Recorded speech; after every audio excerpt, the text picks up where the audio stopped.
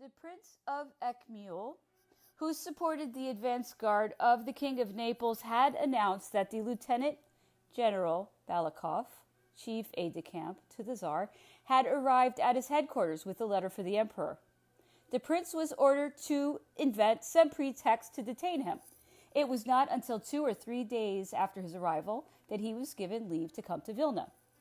Our advance guard had had a lively engagement some leagues from the city and another quite close to it.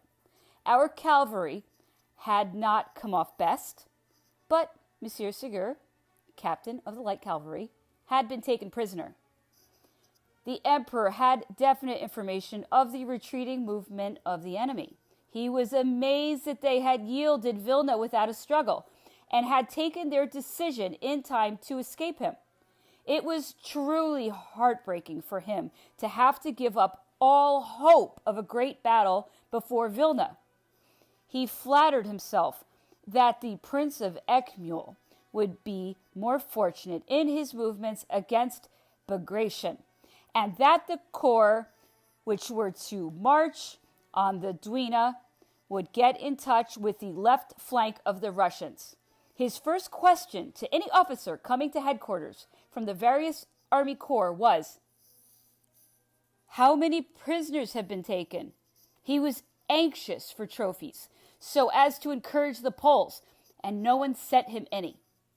The Duke of Bassano and Prince Sepieha undertook to organize the country and raise the Poles in arms, but the inhabitants seemed little disposed to respond to the appeals made to their patriotism. The pillage and the irregularities of all kinds in which the army had indulged had put the whole countryside to flight. In the towns, the more respectable people kept within doors. Whatever the zeal of those Poles who had come with the army, the emperor had to send for any of the responsible persons of Vilna whom he might require, for not a soul presented himself or offered his services. The emperor decided to summon Monsieur Balakov to Vilna. The way in which His Majesty spoke of Monsieur Balakov's mission made it seem a veritable trophy presented to the Poles, for he interpreted it as a proof of the Russian government embarrassment and a source of encouragement.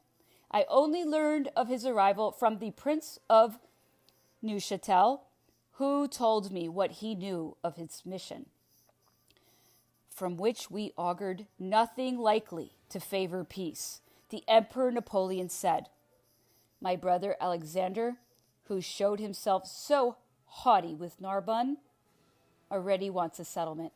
He is afraid. My maneuvers have disconcerted the Russians. Before a month is over, they will be on their knees to me." Monsieur Balakov brought a letter from the Tsar Alexander and also instructions in keeping with its contents to demand reasons for this invasion in peacetime and without any declaration of war. He was also to propose, in the absence of any known grievance caused by misunderstanding between the two states, to exchange explanations and to avoid war if the Emperor Napoleon would retire to his positions behind the Niemen, pending negotiations. It seemed to the few who were initiated into the secret of this proposal that the rapidity of our movements had from the outset disconcerted and upset the military dispositions of the Russians, and that now, embarrassed and doubtful whether he could rally Bagration's corps in front of the Dwina, the Tsar Alexander was trying to delay our advance by any kind of palaver whatsoever. I am repeating what I heard said, for at the time I had no personal knowledge of the matter. I do know, however, that in the presence of the Prince of Neuchâtel, the Duke of Istria, myself, and I think Duroc, the Emperor Napoleon said in a loud voice, "Alexander is laughing at me. Does he imagine that I have come to Vilna to discuss trade treaties? I have come to finish off once and for all the colossus of northern barbarism. The sword is drawn. They must be thrust back into their snow and ice, so that for a quarter of a century at least, they will not be able to interfere with civilized Europe. Even in the days of Catherine, he went on, the Russians counted for little or nothing in the politics of Europe. It was the partition of Poland which gave them contact with civilization. The time has come when Poland, in her turn, must drive them home again. Do the battles of Austerlitz, of Friedland, or the peace of Tilsit give ground for the claims of my brother Alexander? We must seize this chance to cure the Russians of their curiosity about what goes on in Germany.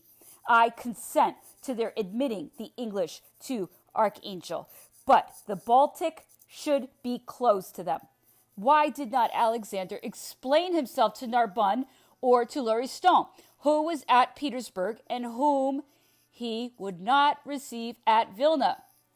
Up to the very last, Rumianstov has refused to believe in the possibility of war.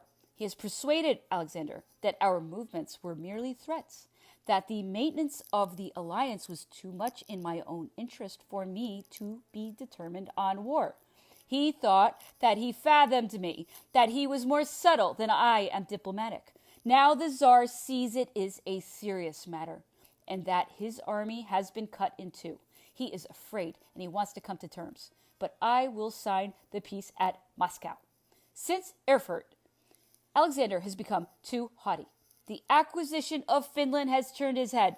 If he must have victories, let him defeat the Persians, but don't let him meddle in the affairs of Europe.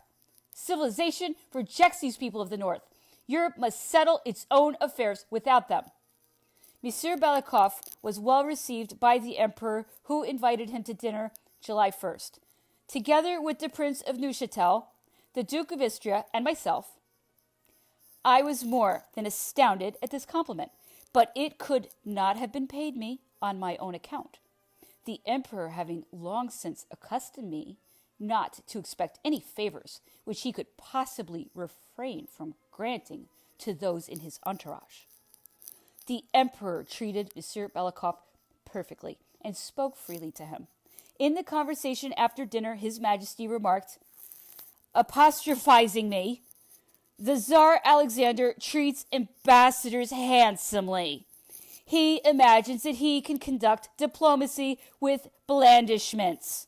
He made a Russian out of Caulaincourt. It was the customary reproach. Since he could not harm me in the eyes of my countrymen, who knew me well enough to discount this kind of reproach as I did myself, I paid no heed to it. But when it was repeated with the obvious intention of commending me to the good graces of the Emperor Alexander, the words grated on me, and I could not refrain from answering the emperor with some warmth. It is doubtless because my freedom of speech has too successfully proved to your majesty that I am a very good Frenchman, that you can pretend to doubt it. The marks of kindness with which the Tsar Alexander so often honored me were in reality addressed to your majesty. As your faithful servant, sire, I shall never forget them. The emperor, observing my irritation, changed the subject, and shortly afterward dismissed Monsieur Balakov. Monsieur Balakov, having left the emperor's presence, His Majesty said to me jokingly that I was wrong to be incensed at his remarks about my having turned Russian. It was only a trick on his part to prove to the Tsar that I had not forgotten his tokens of goodwill. You torment yourself, added the emperor, by considering the harm I shall do to your friend. His armies dare not await us. They will no more save the honor of his arms than they will that of his cabinet. Before 2 months are out, the Russian nobility will force Alexander to sue me for peace. To his usual grievances, he added many other matters to prove to the Prince of Neuchâtel, the Duke of Istria, Duroc, and, I think, 1 or 2 of his aides-de-camp who were present, that I opposed this war and condemned his system. So outraged was I at this reproach, "You are a Russian," that I could not contain myself. I answered the emperor that I was a better Frenchman than those who extolled this war, that I had always told him the truth when others, in the hope of pleasing him, merely told him tales to excite his feelings.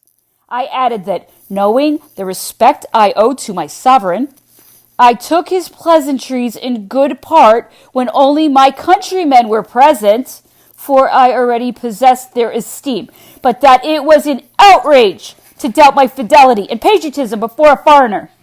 Since the emperor had published the fact, I said I was proud to be against this war, to have done all I could to prevent it, and I even felt honored at the discomfort and vexation which my attitude had brought me.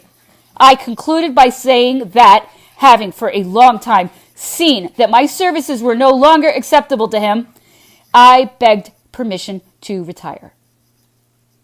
But as I could not honorably go into private life while the war lasted, I begged him to give me a command in Spain and permission to start on the morrow.